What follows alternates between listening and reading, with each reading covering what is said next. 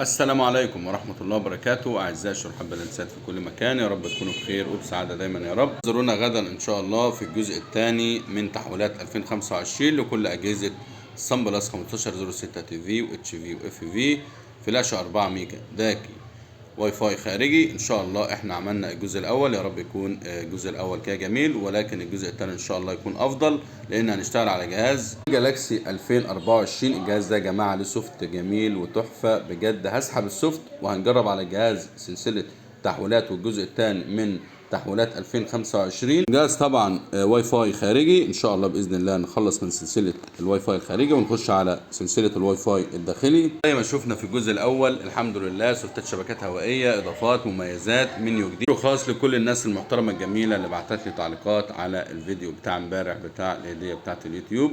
شكر خاص لكل راجل محترم جميل موجود على القناه. كل الناس منوراني. انتظرونا ان شاء الله في الجزء الثاني بكره باذن الله. يا رب تكونوا استفدتم من الجزء الاول، وان شاء الله الجزء الثاني يبقى افضل من الاول. والسلام عليكم ورحمه الله وبركاته. اعزائي شرحاب الانسات في كل مكان.